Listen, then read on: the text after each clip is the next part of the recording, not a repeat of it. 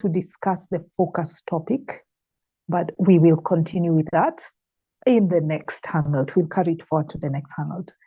Great, I believe we have started. I'm seeing on my screen YouTube live. So welcome YouTube to our discussion today. This is the SAS-K community, and our channel is called Atheists Hangout.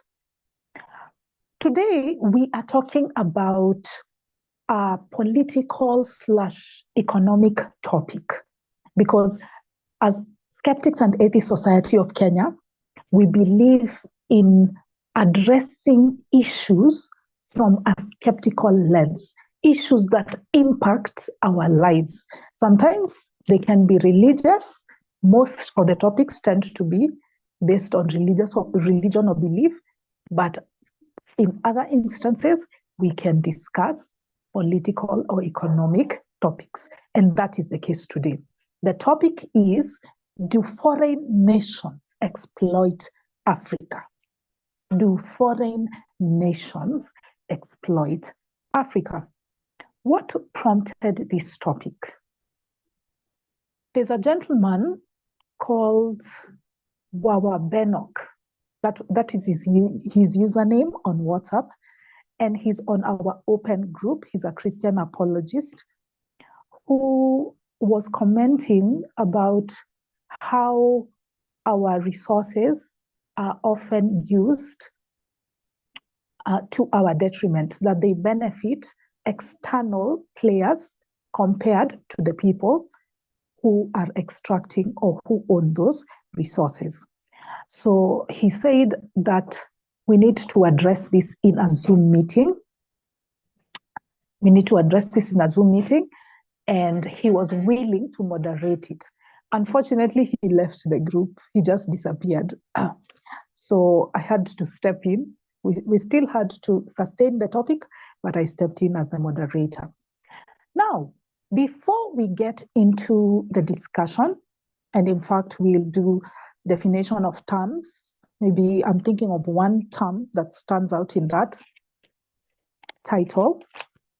Before we get into that definition, these questions will guide our discussion today. These 5 questions. Maybe there might be others that arise as we go along, but essentially this is what I shared with you guys on the group. The first one is the CFA franc and currency control in 14 West and Central African countries. So the CFA franc is the currency used among 14 Francophone countries in Africa. Is that a sign of exploitation by France? That's topic number 1. Number 2, multinationals and mineral extraction. Number 3, IMF debt trap. I think that one we can speak authoritatively. As Kenyans, we went to the streets partly because of this aspect. Number 4, foreign nations' role in the death of Pan-Africanists like Patrice Lumumba, Muammar Gaddafi, and Thomas Sankara, or Kwame Nkrumah. We might not address Sankara because I think his story is more internal than external, but it's debatable. We'll debate it anyway. Number 5, China. Does China exploit Africa? Are their contracts fair? Of course, you can disagree or agree with that statement. So those are the 5 things we will address. And before we get into them, let's start with a definition of terms. The topic is, do foreign nations exploit Africa? So everybody knows what foreign nations means. Everybody knows what Africa means, but maybe we don't understand what the term exploit means. So let's define exploitation. What do you understand by exploitation? And how does that look like in a continent like Africa? Give me examples of exploitation. how you understand it. Or you might not even give the example of an African nation. It can be anything, even a relationship.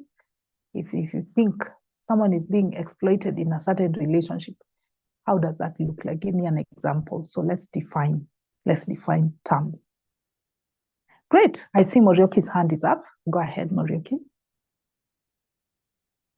Okay, thanks, Dorcas. What I'll say it's taking advantage. You're taking advantage of somebody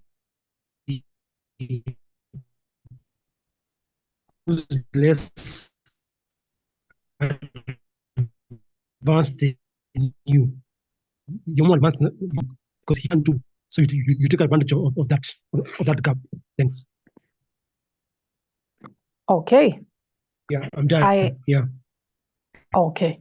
I was trying to mute myself, but my screen is misbehaving because you are breaking off a bit, but I got you. You said that exploitation is taking advantage of somebody who is less advanced than you. That is Morioki's definition of exploitation. Do you have an example? Maybe even in another area of life other than what we are discussing. Yeah.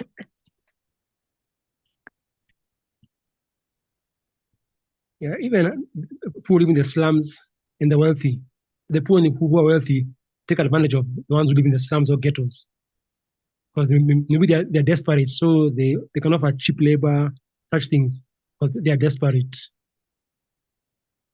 Okay. Morioki has given us the example of unfair wage payments to people who are extremely poor, like those who are in the slums because they are disadvantaged or they cannot negotiate for themselves, then they are paid less than they are owed. That's an example of exploitation. Thank you, Morioki. Any other person who would like to define that term and give us an example of exploitation in life generally?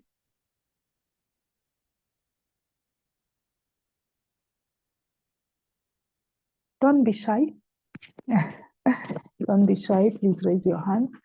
And welcome. I see messages from, okay, my screen, it is stuck. I can't even read messages. But Stano, please also make yourself co-host so that you can help me to mute if I find that I'm not able to. Also make Morioki co-host so that we are a team in this. Okay, as other people are thinking of how to define it, I also wrote a definition here.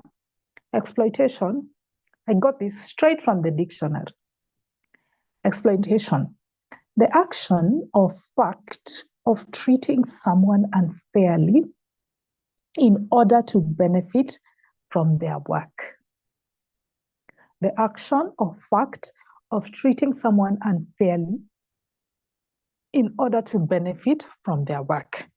So once again, just like Morioki's definition, we see the element of treating people unfairly in order to gain personally. So you are gaining at the expense of someone else. That is the essence of exploitation. And if I can give an example, in life, I would probably give the example of a relative who is staying with you. You make them work. You make them work for you in your shop. Let's say you have a shop and they report to work every morning and they leave in the evening with you. You make profits from the shop, but you don't pay them under the assumption that they are your relative. They are your relative and they're living in your house. So that's enough. I think in such an arrangement, you are exploiting your cousin. Let's say it's your cousin, you're exploiting them because you are gaining from their labor and you're not compensating them fairly. Now, let's take this to the actual discussion today, which is Africa. And let's proceed to the first question.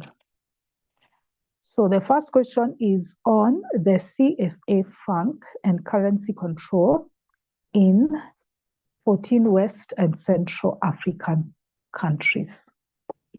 Does anybody know of the story behind the CFA franc, the currency that is used in 14 countries in West and Central Africa? And how does that show exploitation by foreigners? Please feel free to raise your hands. It's not a monologue, it's a dialogue, it's a discussion.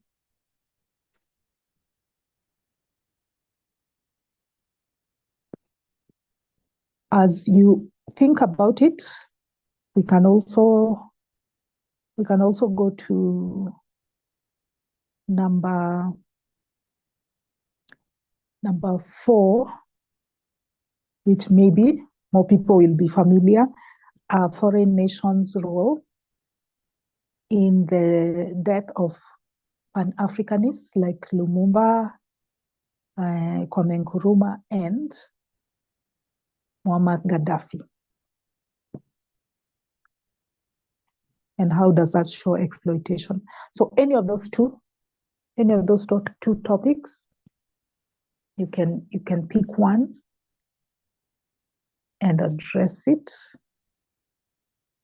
Yes, I see Morioki.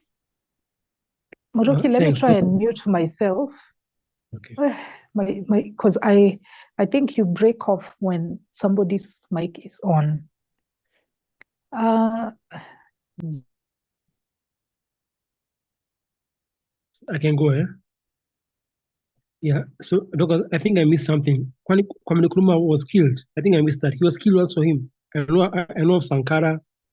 I know of the other ones. Gaddafi. Kwame Nkrumah was also killed. I think I missed that. He was ousted from power. He was forced, yes. He was forced out of power, and then he went into exile in another country. Okay, fine. Okay, cool. Okay.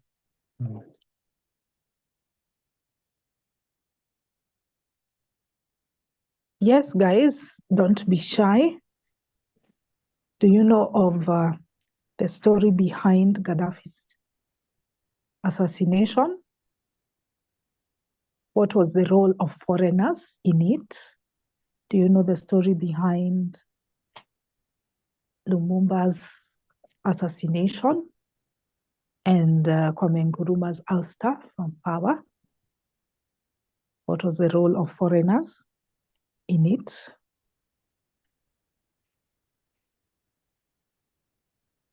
Yes, I see you, Morioki. Yeah, thanks. In these things, at times they say also there's always an excuse that it's not the foreigners, they had internal conflicts. So there's always that debate that it wasn't even foreigners, it was them fighting amongst themselves. Yeah, so that's always there. Thanks.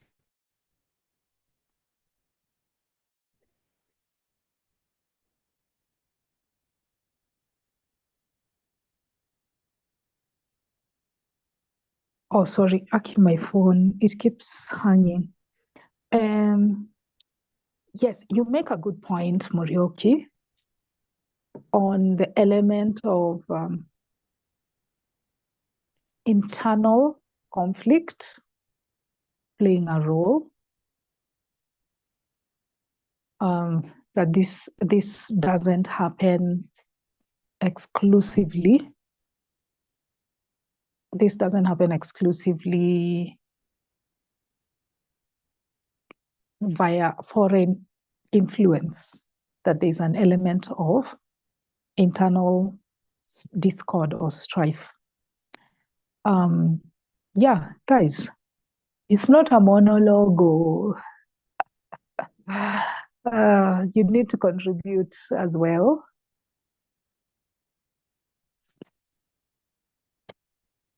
What's your input on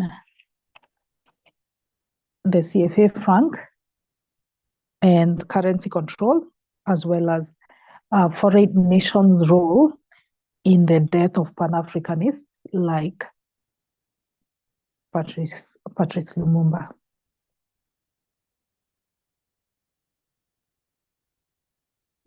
I think I'll pick, at this rate, I think I'll single out someone in order to get the conversation going, because it's not a monologue. I don't want to speak to myself. Juliana, do you have a comment on either of those? Thanks very much, Dorcas. I must confess that I did not know a lot about the Francophone current influence of currency. As for foreign interference in taking out some leaders, that is something that we have known. I know people can call it a conspiracy theory, but as being young, heard about it, still hearing about it, still experiencing even up to this day. So I'm certain and I'm sure that the foreign companies, foreign states influence the current leaders, especially in developing countries. If you think about it, if they can influence the leadership in even the developed countries, what's to stop them from taking advantage of the greed and the selfishness of certain leaders in the developing countries and use that for the agenda? So I absolutely believe that. I can't, I know Patrick Lumumba, we had that a lot. Even Muhammad Gaddafi, when I was young, actually had a crush on the guy. He's very handsome. But of course, having listened and read a lot on foreign influence, so I sort of have an inkling that yes, they were somehow involved in getting rid of Muhammad Gaddafi. And even as far as saying, even the other guy, Saddam Hussein. Like Saddam Hussein was a great, I guess if you listen to his people, he was a great leader for his people. However, he was painted as something different just to get rid of him. And is there foreign influence? Absolutely. So I totally believe that these foreign people, states, do influence our politics a lot. However, we let them do that because we have greedy, selfish leaders who don't see ahead, who have no vision for their countries except for their pockets, which is really, really unfortunate. And that's my contribution for now. Great. So Juliana agrees that there was indeed foreign influence, but we are complicit in enabling it. Anybody else who has something to say on those two subtopics? The first one is the CFA franc currency and how France is using that to control West African and Central African countries. And then the second topic is on foreign nations' role in the death of Pan-Africanists like Patrice Lumumba. Any of those two, if somebody has something they can say about it. Oh, MJ, yes, you're raising your hand. Go ahead, please. Okay, I do it manually. I'm quite analog. I don't trust my voice. Internet. I hope I'm clear. Yes, we can hear you. Yeah. So you see, there's something, there are things that people need to understand. So what happened is, let me start with the issue of Frankfurt. It's a big issue. I think one of the disasters we have in this country, in this continent is what do you call it? It's French, especially French colonies. It's been a menace in this continent. It's not a coincidence most French former colonies are very poor. But France is not solely to blame. When you've been independent for over half a century, the fact that you have not organized your house, you can't blame someone who came and stole your stuff 50 years ago. So that's number one. Number two, there's something we call international soft power. So this is why they don't use money. They might not use military force on their former colony, but they use what we call diplomatic soft power, and they also use coups. Coups is one of the biggest weapons. Since 1960s, more than 70% of coups that have happened in Africa have happened in former colonies of France. Barely 15 have happened in other colonies or other colonial powers combined. So it tells you they really want to maintain and mostly in West Africa. So the reason why this happened is because they use their soft power to impose their what we call cronies. So you sponsor candidates, you let them win on condition that they are going to support you, give you X. It's a trade-off, it's a quid pro quo. So what happens then after that? You have a country like what do you call it? Equatorial Guinea. You have a country like Mali, like Burkina Faso, who have barely changed in terms of HDI, human development index, for the last 60 years, just because of just their development, because of they have leaders who are controlled directly from France. So when it comes to the franc, which is the currency that most of these countries use, the government of France has made it so that it is possible for these countries. It's not entirely impossible, but it's very difficult for them to take their currency. Number one, you have to know that it's very difficult to maintain your own currency. People normally see like having a currency just changing. It's very difficult. That's why it's one of the biggest scandals that is cooking right in Kenya with central bank saying they're going to new currency. It's very expensive. So what France has always done is offer to print currency for these countries for free. But it also comes with a condition that they are going to maintain a certain percentage of their reserve, which is the central bank, in Paris. All these countries that are francs, and they use franc as a currency, have their central bank. I think only three have returned the central bank back to home. They have all their central bank in Paris. Because if you want to have your currency, so it's been like that. It's have used it. So it has now been, how do you put it, covered with conspiracy theories.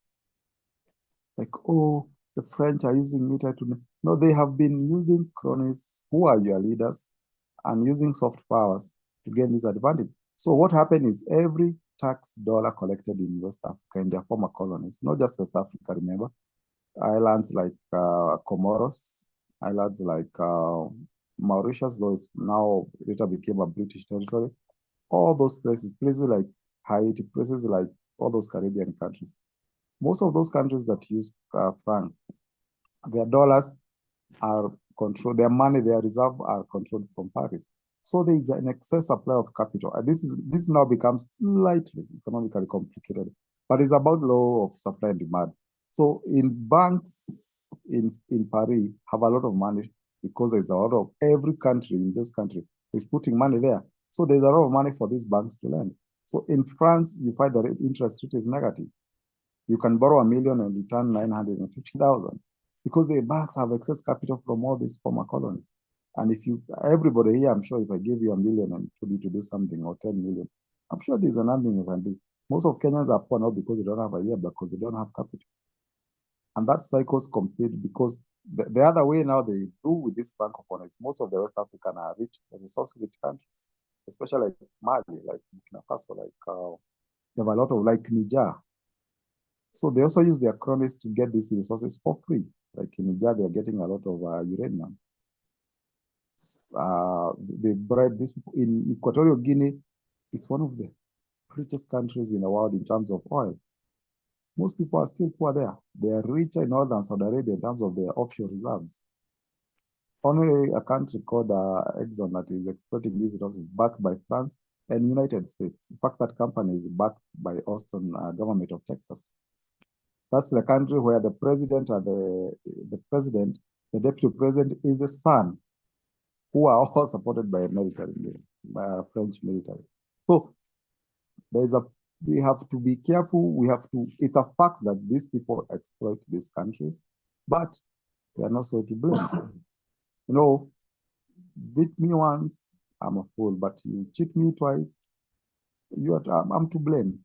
So that's how I see it. That is how I see it. The issue of Lumumba, of course, that was 1960s during colonial. It's a continuation of the same. But there are some also exceptions, and this is something you also have to notice. There are some countries that have really done well in terms of separating themselves from colonial powers, like Ivory Coast, for example. Despite the civil war, they have done really well. So it's not all cast in stones. There are examples you can look in West Africa, like Mauritius is the second most developed country in Africa. Seychelles, the same. For Seychelles, they were briefly enumerated. Look at the island that is called, Haiti is in an island that one side is Haiti, the other one is Dominican. The Dominican side is very rich. It's not very rich, but it's pretty doing well economically, despite the two countries being on the same island. It's called Papua Guinea or something. So you can't solely blame. You have to stop this victim mentality, get your house in order as Africans, unite, and then see how you can mop it out. But of course, there's some truth to it, but I think it's slightly exaggerated. That's why I said it's a long topic that you can't finish in a day. Just picking West Africa, you can speak it for an hour. Not for now, for a whole day. Picking countries. Indeed. The biggest tragedy of all of them, which is Congo and Rwanda and the genocide. Yes, indeed. That is a whole other animal, but maybe we can talk about that when we get to mineral extraction and multinationals. But you brought out a very important points there, including the aspect of a complicity by Africans in this mess, that it is not solely a preserve of France or former colonialists. And you also explained the issue of reserve currencies being placed in France. That was well said. I don't know if we have someone else to speak on those two topics before I make my contribution. Those two topics are, what is foreign countries' role in the assassination of Pan-Africanists like Patrice Lumumba and Gaddafi, and what is the role of the CFA franc currency control, and how does that play out in terms of exploitation? So everything we're answering, we have to explain how it exploits Africa. Okay, is there someone else who has a comment? Yes, Morioki, go ahead. Thanks, Dorcas. In fact, there's a clip on YouTube of Hillary Clinton. She was rejoicing when Gaddafi died. It's on YouTube. She was saying openly she's happy that he has died. It was quite shocking, but it's on YouTube, which shows like there's some involvement there. Thanks. Uh-huh. That is Morioki's take. Actually, it's not that it's just some involvement. The US sent airstrikes into Libya to remove Gaddafi from power.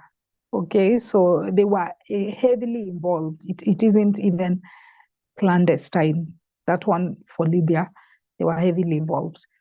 So as you continue to think about it, let me make my contribution on those two topics. I think I will start with the CFA franc currency control, because we're talking about exploitation, and we are talking about an even relationship. Exploitation is when somebody takes advantage of another for their own benefit. So we have to bring that element out when we discuss these topics. Now, when I researched this aspect of the CFA franc, guys, I got pissed off.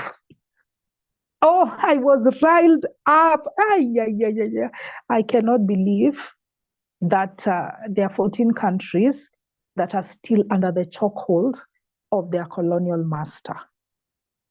But as Maurice said, we are also complicit. We are partly complicit in this conundrum which we find ourselves.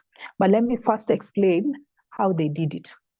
When France handed back the countries to those African nations during independence, it made them sign pacts under a document called a pact for the continuation of colonialism of those countries.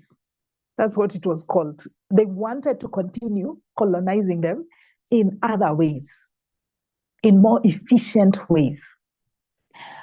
So in the pact, those 14 countries, including places like Mali, Gabon, Senegal, Niger, etc., they agreed to the following terms of engagement. Firstly, that their currencies would be printed, that their currency reserves would be placed in France, and that they would deposit 85. They would deposit 85% of their currency in France and only be able to access 15% of their own money. In the event that they needed more than 15%, they could get it as a loan under current market rates. So imagine it's your money, but no, you have to pay interest on it. And then France also committed to investing that money in its stock market.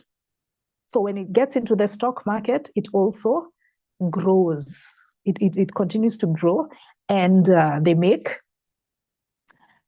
more from the currencies that have been deposited, the CFA franc. It's called the CFA franc, but there's a Central African one and there's a West African one, but they have the same rate when compared to the euro, because it's pegged to the euro. So statistics show that close to $500 billion leave the African continent every year from those countries, and they go to France. And these countries, these 14 countries, can only access 15%. On top of that, there was also another stipulation in that pact. The countries were told that they would be trained militarily by France, and that France would maintain a military presence in their country. They were forbidden from military pacts among each other. There's that element. And in the event that there was a war, they were required to have their allegiance with France. Then there was also the aspect of minerals. Now, this is where exploitation comes in. France said that it has the first right of refusal for all minerals and oil discovered and yet to be discovered from those nations.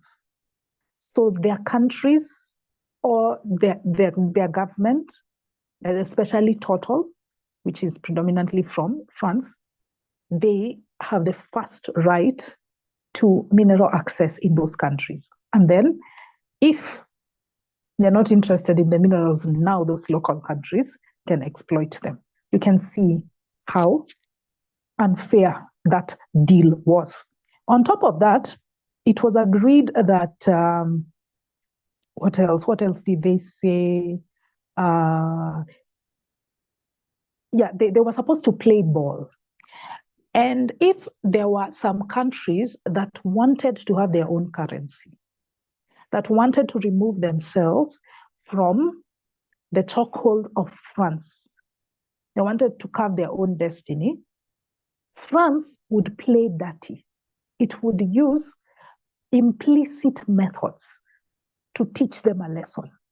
And the ultimate example was that one which Maurice mentioned of Guinea. Guinea said, would rather be poor but free rather than slaves and wealthy.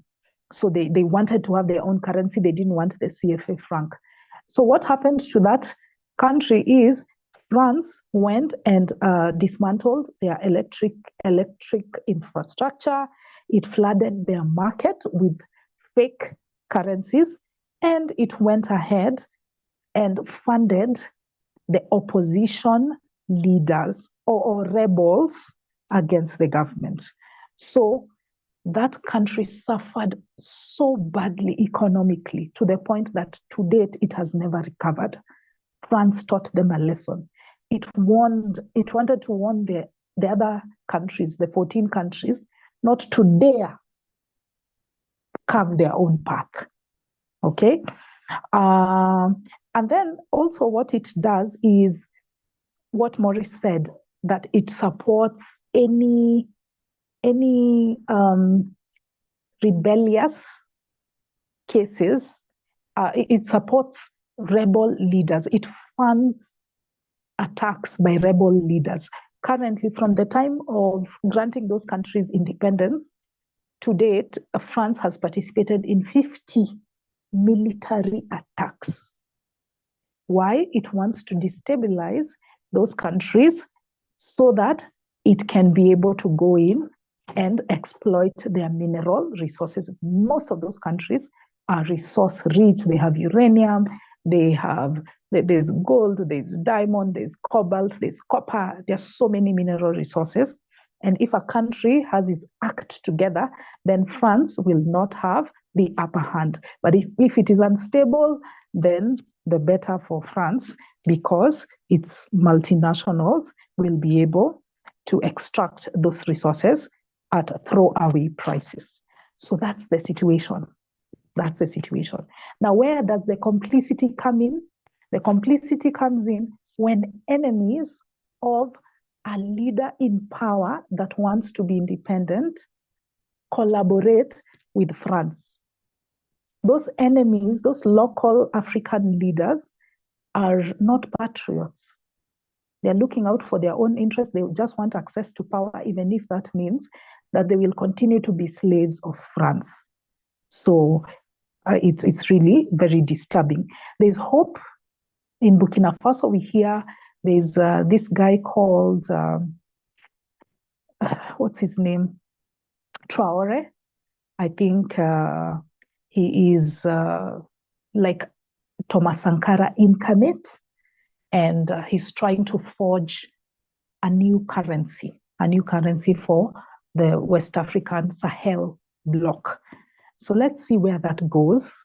But it's really a very disadvantageous position to be in West and Central Africa under the CFA franc.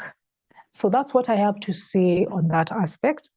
On the aspect of the role of foreign nations in assassinating Pan-Africanists, I would say that most of these foreign nations, especially the United States and France, they interfere in countries which show some high degree of Afrocentrism.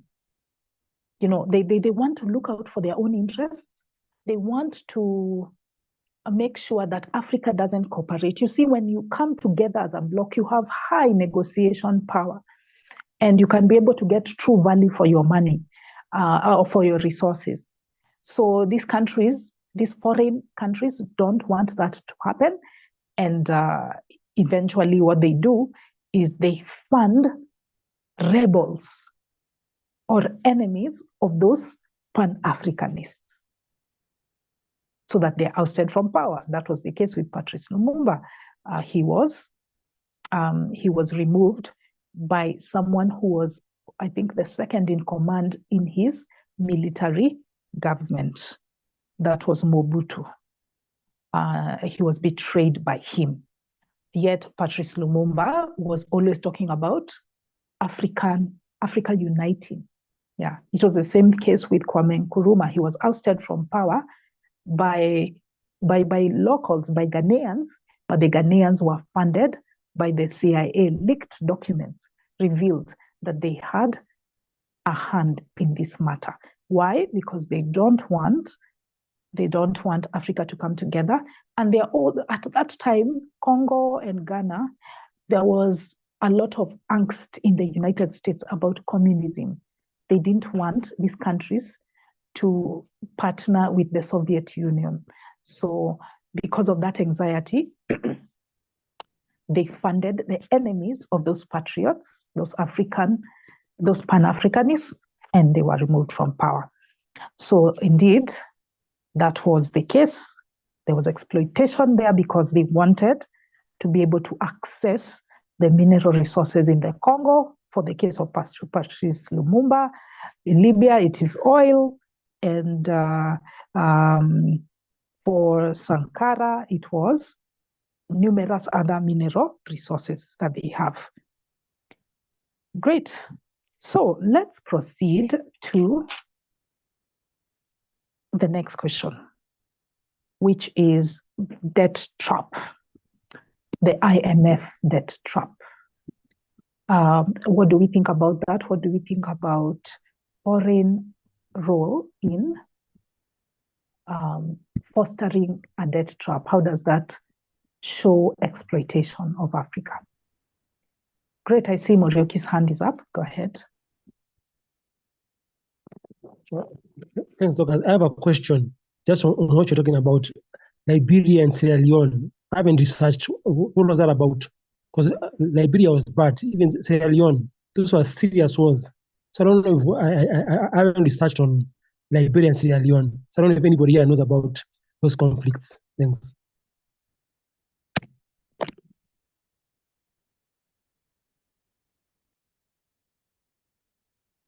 Yeah. All right, Morioki. Okay. Morioki has asked a question. If anybody's familiar with them, please make a contribution, but also let's answer this question on the role of foreign countries in the debt trap or IMF debt trap. Kenyans are really riled up about this issue.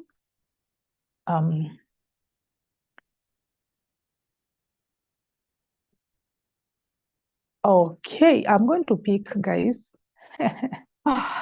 I'm going to pick because this cannot be a monologue. I heard Tano talking about debt. Yeah.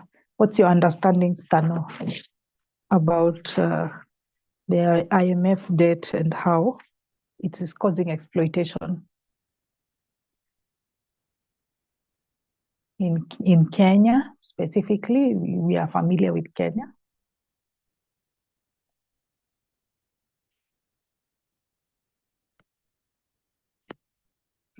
So I think for me, what I can say, sometimes I find as if they are overcharging the interest. The interest is too high.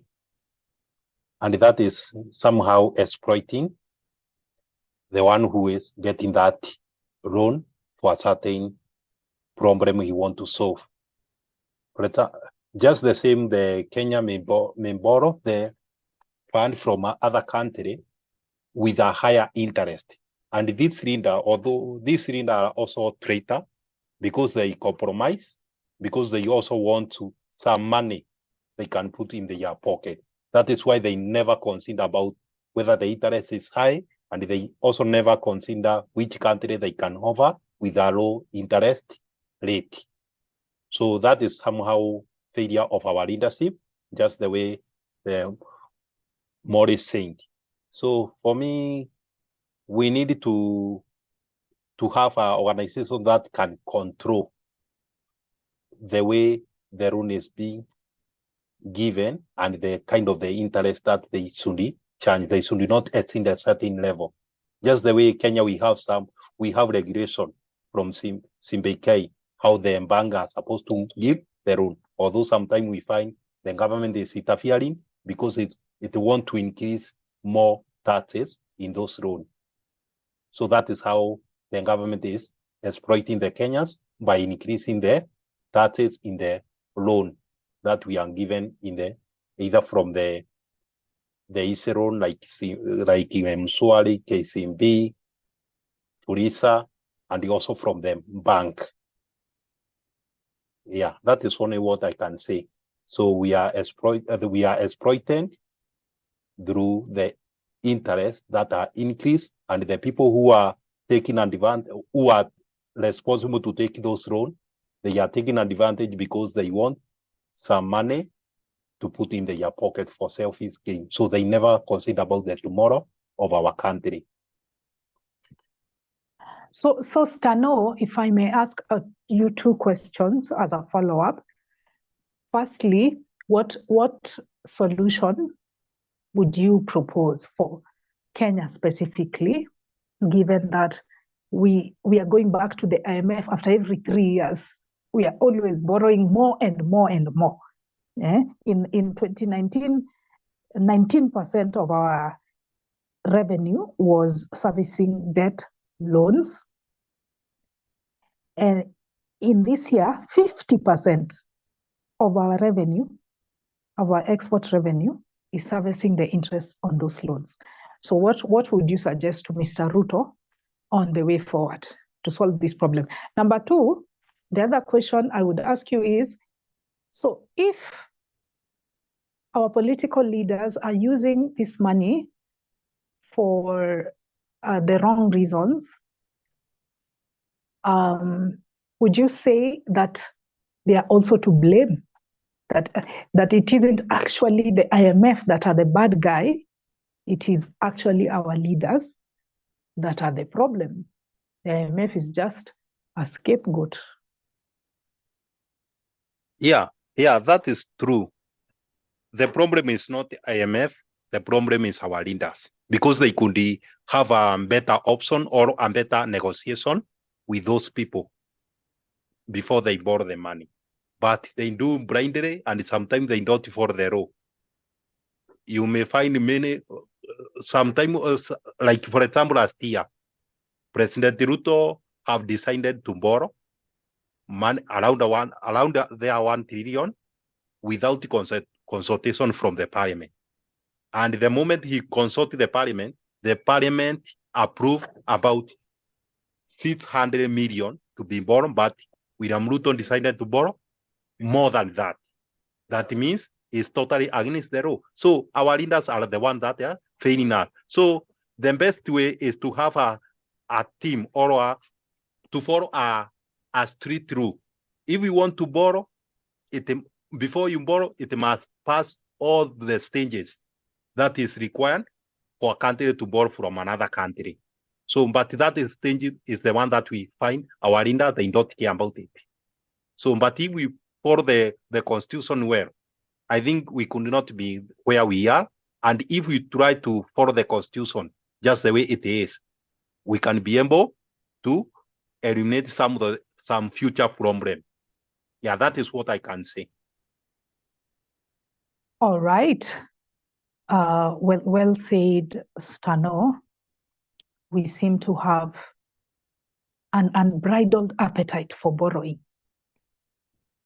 Yes, let's hear from someone else on the IMF debt trap. Is that exploitative, or is that an excuse that we are giving?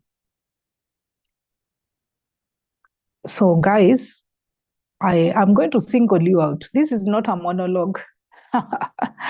MJ, what do you think about this subtopic?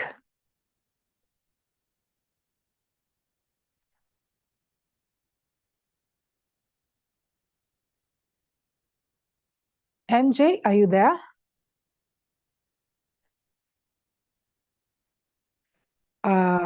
Maybe MJ is a bit far from his device.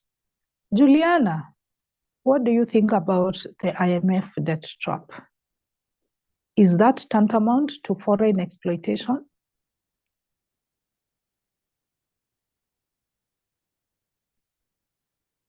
JW?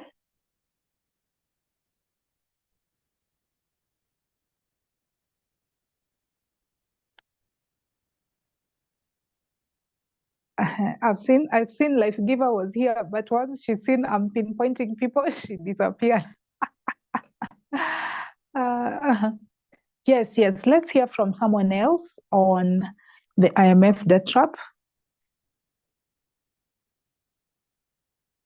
Either Juliana or Maurice, because those ones are the ones who haven't commented on this subtopic.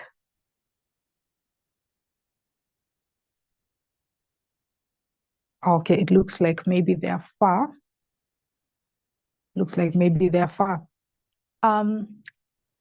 I partly agree with Stano, and I also partly have a different trajectory that I would like to take.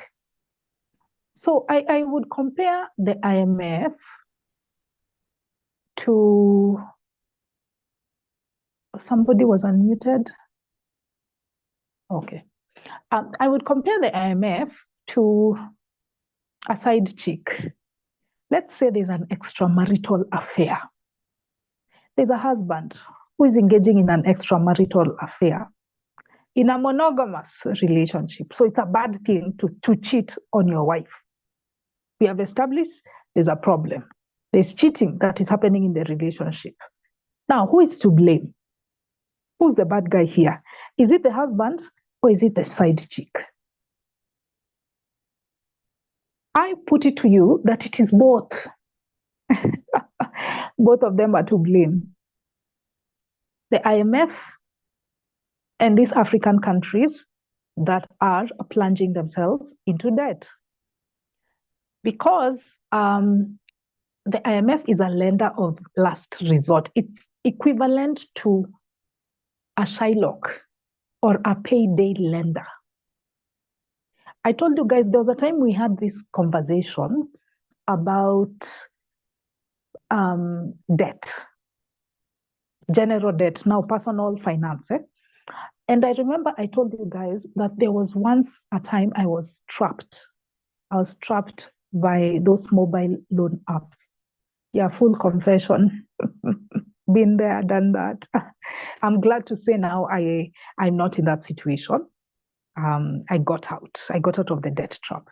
But I found myself in it after I fell sick and I needed funds to pay for my hospital bill. So I borrowed from those loan apps. And because of their exorbitant interest rates, I couldn't make enough money to pay off the capital plus the interest rate. So I went to another app and borrowed from them. And that meant that now I had double the amount of money to pay back. And on it went until I told myself, I'm going to deny everything. I'm going to deny myself everything in order to pay back these guys and get them off my back.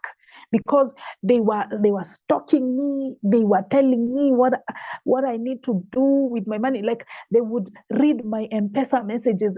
The moment money enters, they call me.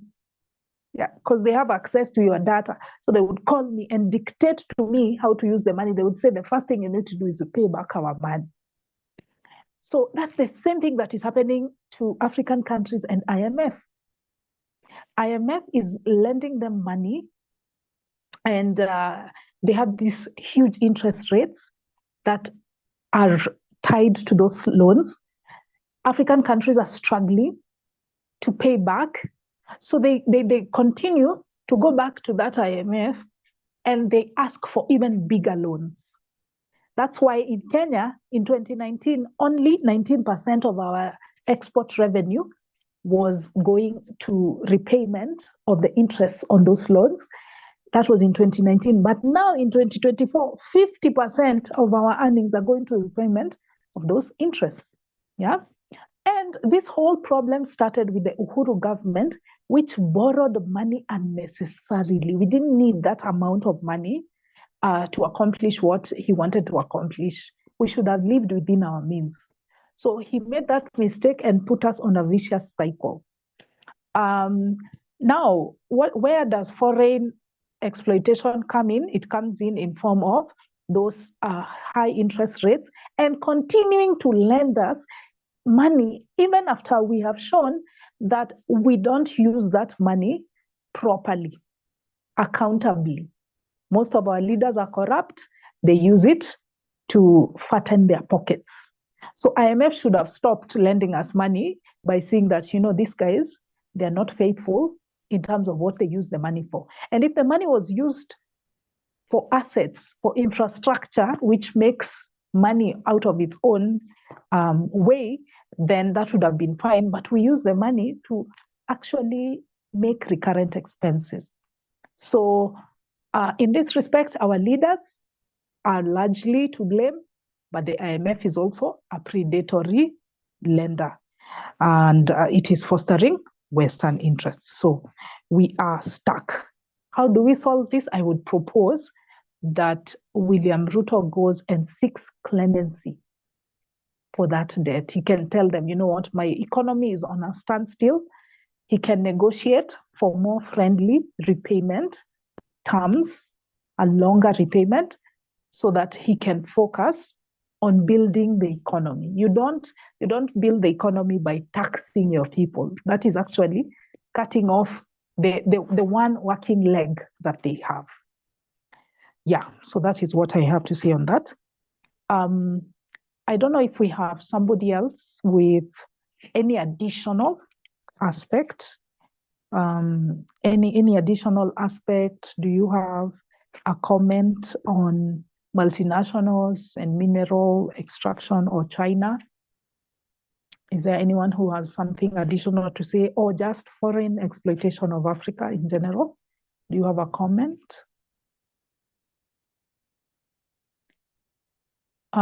Okay, then it looks like that's it for today, guys. That's it for today. Thank you so much. Oh, Morioki's hand is up. Go ahead, Morioki. Yeah, I have a cousin who works in Kirinyaga with a Chinese company. Yeah? He's a driver.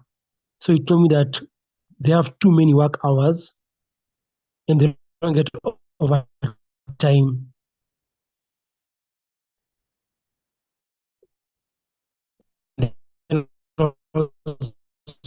So, Hello, I'm sorry, Morioki. We sent to a far place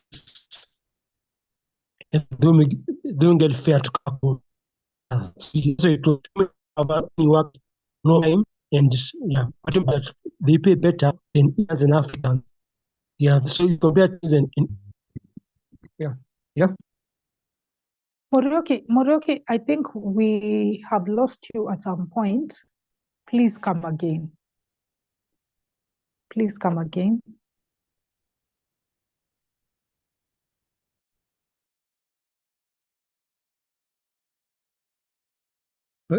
Dorcas. Yes. Now we can hear you. Oh, you didn't hear what I said. At all. You are breaking off. Oh, sorry. Okay, I'm saying I have a cousin who works with a Chinese company in Kirinyaga. He's a driver of a Chinese company. So he told me they get too many work hours and no overtime. Then again, they can send you somewhere far and don't give you fair to come back home. Yeah. So we have too many work hours and overtime.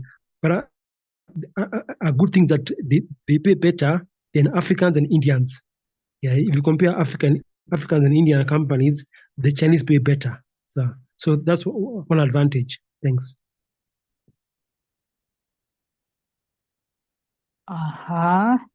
So Muriuki has talked about unfair working conditions from China, even though compared to the other foreign companies, theirs is better. But it could be like a beauty contest among pigs. So if people are already exploitative, if you compare, maybe China might be less exploitative, but it is still exploitative in some respects. Thank you, Muriuki. Anybody else with something to add on foreign nations and the exploitation of Africa? Okay, then if nobody has anything to say, let's call it a night, guys. It's been a short one. Thank you for those that contributed. Thank you for those that contributed. These are record one. These are record. Yeah. Okay. So let's meet for the next one next Friday. Have a lovely weekend. Same. Good night.